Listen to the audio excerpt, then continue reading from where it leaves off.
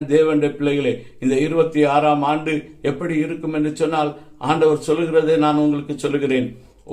ஓநாய்களுக்குள்ளே ஆடுகளை அனுப்புவேன், ஓநாய்களுக்குள்ளே ஆட்டுக்குட்டிகளை அனுப்புவேன். நீங்கள் சர்ப்பங்களைப் போல வினாவுள்ளவர்களாய் இருக்க வேண்டும். நீங்கள் புறாக்களைப் போல் கபடற்றவர்களாய் இருக்க வேண்டும். உங்களை பேச உங்களை சிறைச்சாலைகளை போடுவார்கள். உங்களுக்கு நான் சாத்தானின் கூட்டத்தை உங்களுக்கு கொடுப்பேன். அவர்கள் உங்க கீழே வந்திருந்து உங்களோடு தேவன் இருக்கிறதை கண்டுகொள்வார்கள். நீங்கள் நீதிபதிகளிடத்தில் ஒப்பு கொடுக்கும் பொழுது என்ன பேச வேண்டும் என்று நீங்கள் முன்கூட்டியே தீர்மானிக்காதிருங்கள். அது உங்களுக்கு அந்த நேரத்தில் அருளப்படும் என்று வாக்கு உரைத்திருக்கிறார். நம்மை அழைத்த தேவன் எப்பொழுதும் நம்மோடு கூட இருக்கிறார். ஆனால் உலகத்தில் உபத்திரவங்கள் உங்களுக்கு உண்டு என்று தான் சொல்லுகிறார். நாம் சுவிசேஷத்தின் மிட்டமாய் பாடுகளை பட வேண்டியது இருக்கும். நாம் ஒருவேளை நம்முடைய சரீரங்களை கொல்ல வல்லவர்களுக்கு நாம் பயப்படக்கூடாது என்று ஆண்டவர் சொல்கிறார்.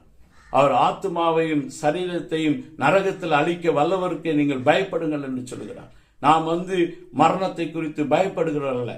நம்முடைய ஜீவன் கிறிஸ்துவுக்குள்ளே, கொலோசியர் 3ஆம் அதிகாரம் 1-2 வசனங்களை படித்து பார்த்தா, நம்முடைய ஜீவன் கிறிஸ்துவுக்குள்ளே தேவனுக்குள் மறைந்திருக்கிறது. உங்களுடைய ஊழியம் காலம் முடிய வரைக்கும் உங்களை கொண்டு தேவன் இந்த பூமியில செய்ய வேண்டிய காரியங்கள் இருக்கும் என்று சொன்னால், லாசருவை உயிரோடு எழுப்பினது போல உங்களையும் எழுப்புவார். உங்களுக்குள்ளே அந்த விதவையின் மகனை எழுப்பினது போல உங்களையும் எழுப்புவார். தபித்தாலை தேவன் திரும்பவும் மாம்ச சரீரத்தில் எழுப்பினது போல எழுப்பார். ஆவியை உனக்குள்ளே திரும்பவும் அனுப்பி உன்னை உயிர்ப்பிப்பார். அந்த பிக்கோனியா பட்டணத்துல பவுல அடிச்சு கொன்னு போட்டுட்டான், செத்துட்டான்னு சொல்லிட்டு போனாங்க. அவன் அந்த நேரத்தில் பரலோக தரிசனங்களை பார்த்து கொண்டிருந்தான்.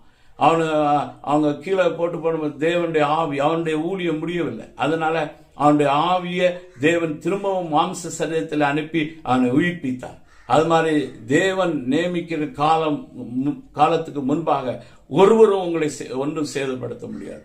நம்ம இந்த சரீரத்திலிருந்து நம்ம உயிர் போனாலும் மீண்டும் நாம் உயிரோடு எழும்பி இந்த சரீரத்தில் செய்ய வேண்டிய காரியங்களை செய்து முடிப்போம். அது முடித்த பின்பு பவுல் கடைசியாக அவர் நிறுவனுகிறார். நான் விசுவாசத்தை காத்துக்கொண்டேன், நல்ல போராட்டத்தை போராடின, விசுவாசத்தை காட்டும், இது முதல் நீதியின் கிட்டம் எனக்கு காத்திருக்கு என்று சொன்ன பிறகுதான் அவன் சரீரத்தை அழிப்பதற்கு துன்மார்க்கர்கள் கையிலே, சுவிசேஷ விரோதியின் கையிலே அவர் ஒப்பு கொடுக்கப்பட்டார். அது என்னவென்று சொன்னால், அந்த சரீரமானது விதைக்கப்படுகிறது. அதிலிருந்து கோதுமை மணி தனித்திருந்தால் அது மிகுந்த பலனை கூடாது. அது விதைக்கப்படுமானால் அது நூறத்தனான பலனை கொடுக்கும். அதுக்கு